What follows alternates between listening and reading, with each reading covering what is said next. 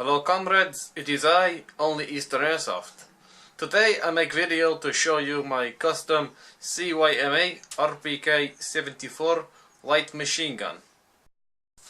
Okay comrades, so here we have fully custom CYMA Rpk-74 light machine gun.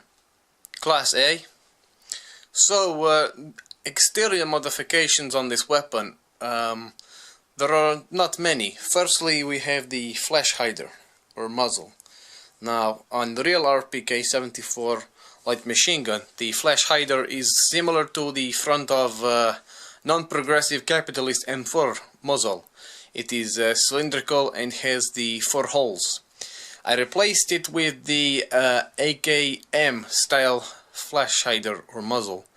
I saw on the internet many Romanian RPK builds were mostly underfolding like on AKMS, and they included the AKM style muzzle. Perhaps this gives the weapon better recoil, I don't know. So anyway, I decided to put that on the front, and I admit it looks much nicer with that on than the original flash hider, but the original flash hider isn't that bad, it's okay. Now the second exterior modification, I have 2 magazines here. This is the original that came with the RPK made by CYMA. It's high capacity, 800 6mm BBs, winding magazine. I don't really like this magazine much because although it was used on real RPK progressive weapon and by Russian military in the 90s and the 80s, I find that in airsoft, most likely when used by the Russian soldiers themselves, magazine is quite long and very straight, which make it hard to use well in prone, lying down position. Now, light machine gun will often be used in this position. Also, I not really like the finish of the Bakelite. It's not very accurate. It's too shiny and too orange.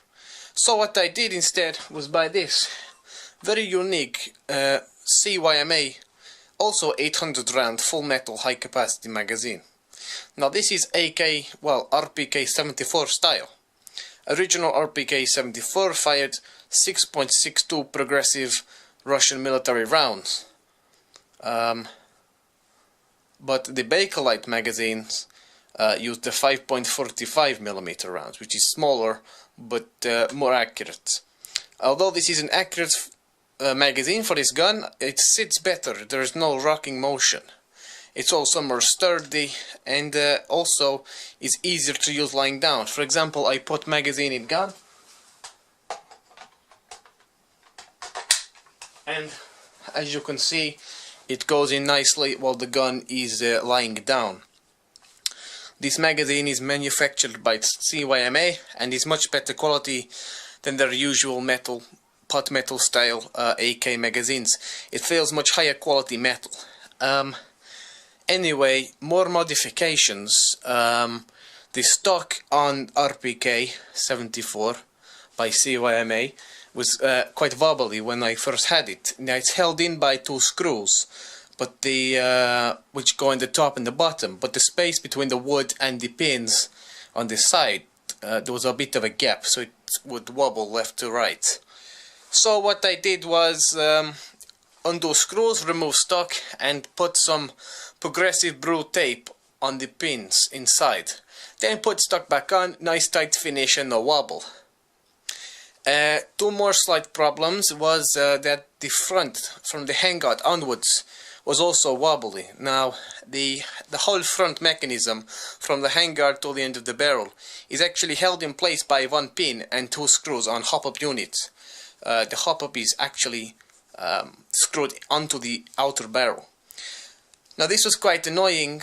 To fix it, once again I knock out the pin which is located near the handguard, just above the trunnion, just below the rear sight, and take front assembly of receiver.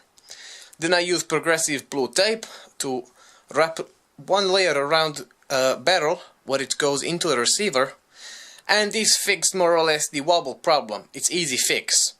And the last problem again was wobbles, which was with the progressive 74 style bipod. Now obviously this is supposed to move from side to side, and I think this motion actually wore down the paint on the outer barrel, which is what held it tight to the barrel. This meant that the bipod could move up and down about half an inch whilst in the folded position, when it actually should be seated nice and tight to the cleaning rod. So to fix this, it was a bit more complicated, but not too hard. What I had to do was remove flash hider, then remove the pin that holds the flash hider onto the barrel. This is located on the actual sight post. Now this comes out as it's on a spring. Then there are two pins in the actual sight post itself. These can be knocked out with a hammer and a very small screwdriver.